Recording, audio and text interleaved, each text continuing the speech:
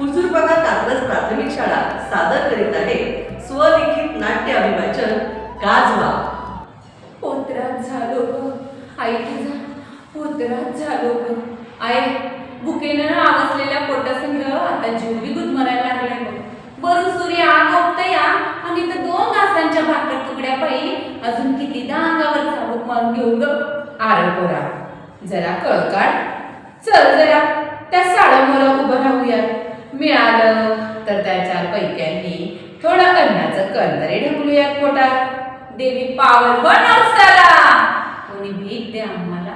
2 घासांची भूक भागून पुण्यात घ्यावं पदराला. दे ग माय दे, दे ग माय दे. अरे बाबा, ये तुसी की कर बैठे हो? अय्या काय करून राहिलं म्हणजे काय ते तुला दिसत नाही? मी तर डब्बा फेकून देत असत. रोजचा डोसा, इडली सांबर, चटणी चटणी खाऊन कंटाळलेल्या पोटाला आज पिझ्झा, बर्गर, म्यावनीज, चीज चीज मिळाल्यानं असं तुडुंब भरलंय बघा. और तुसी करे खोजी पोटर पादपण मारलंय म्हणून मी पण टाकून देतो. तर मम्मी को पता भी नाही चलेगा. नगस तर तुम्हाला तर द्याल का या गरिबाच्या पोटाला. आई पावेल व नवसाला. भुकेनं वैतागलो या जीवाला. अव दादानं थांबा, अन्न हे पूर्ण ब्रह्म असते या. ओए बाजी, तुसी किती हो? तुसी नाम की है? अनाथांचा बंधू असे अंगे हात बंधू. तुका म्हणे भावे देवा सत्ता राबवावे. असाव्या पोत्राच्या मला एक डाव सांगाव. तुम्ही एवढा इथं फेकून देताय, मग तुम्ही खाता काय? आम्ही होय शाळेबाहेरचा मसाला बाबू, कॅन्टीन मधला गरमागरम वडापाव, टपरीवरचे शेजवान हक्का न्यूडल आणि कॅफे मधला क्रीमी चीजी यम्मी पिझ्झा बर्गर म्हणजे काय ते डिलिशियस. वा वा. पर्या प्लास्टिकच्या मसाल्यात, रापलेल्या तेलात, क्रीमी चीजी आणि काय ते यम्मी की ठम्मी करत खाताय ना, त्याचंच फरमान काढू. तुम्हा भरकटल्यासनी ताळ्यावर आणण्यापायी मला इथं धाडलं असावं. ये गल सही है ना माया बाजी. आमच्या पंजाबमध्ये काय हाल चाललाय तुसी पता है? तेवढ्यात शाळेतील एक शिक्षक त्या गर्दीत सहभागी होता. हो तर पंजाब म्हणजे आपल्या भारतवासियांसाठी धान्याचे कोठारच. तेथे महापुराने पाणी अगदी गळ्यापर्यंत चढले, पण पिण्यायोग्य नसल्याने त्या सगळ्यांचे घसे अजूनही कोरडे पडले आहे. मग आता तुम्हीच विचार करा, अशा वाईटाचं सावट तुम्हा कोणाच्या कानाकोतर तरी आलं का? नाही ना. मग हे काय योग्य हाय वय आरोग्याला?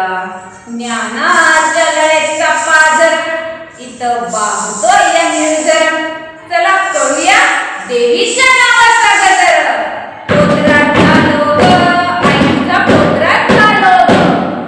ते बाहेरल्या वंगात किड्या मुंग्यांच्या पदार्थात आवासून भुकेलं राहण्यापायी शेतकरी राजाच्या मळ्यामधल्या हिरव्या पाचटांमधून उगवलेल्या धनधान्यासने खाल्लेलं काय वाईट हाय?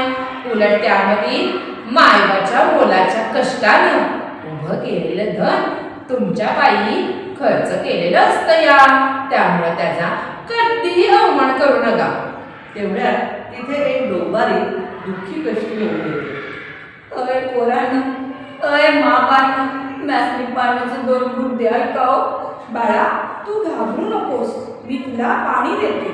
आवताई, तुमच्या पाण्याच्या घोटांनी इतकं बळ आलंय की आता यापुढे 4 दिवस अन्न पाणी बिगार राहून लय डोंबराचे खेळ करू शकते. बघा म्या अन्नबाई, मिळालेल्या पैक्यांनी मला इथल्या शाळेत बी जाता येईल बघा.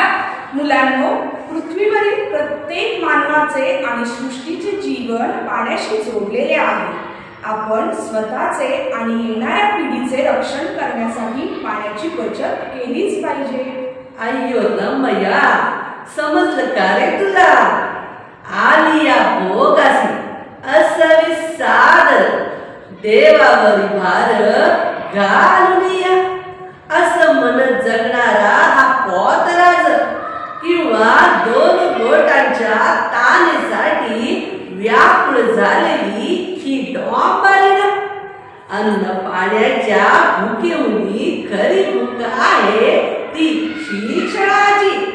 आणि म्हणूनच तुम्हा दोन्ही मुलांच्या शिक्षणाचा भार खुशीने आम्ही उचलायला तयार आहोत. मग मुलांनो, तुम्हाला आवडेल का आता उद्यापासून या मुलांसारखं शाळेत जाऊन शिकायला? खरं का काय? म्या आणि शाळेला जाणार. आई, ऐकलं का तू? म्या उद्याले शाळेला जाणार. तर मुलांनो, आजच्या या प्रसंगातून तुम्ही काय शिकला? गुरुजी, म्या सांगू? अन्नाचा अपमान नाही बरोबर, ते पाण्याविना आंधळा परम्या. जर शिकण्याचा येतो मज कंटाळा, तसा जगण्याविना मरतो बघा मी. अय्यप्पा, ओय माझी, पाणी अपव्यय करेल जर मी, ते करणारी ना निर्जीवन बरं मी. ओय बल्ले बल्ले. पोत्रात घालोया, आईचा पोत्रात घालोया. माय, ऐकलं आहेस ना? आजोबा, तू बी लय गुसाशी वळणार. आता हे पोत्रात उद्यापासून शाळेला जाऊन ज्ञानाचा प्रकाश घेणारा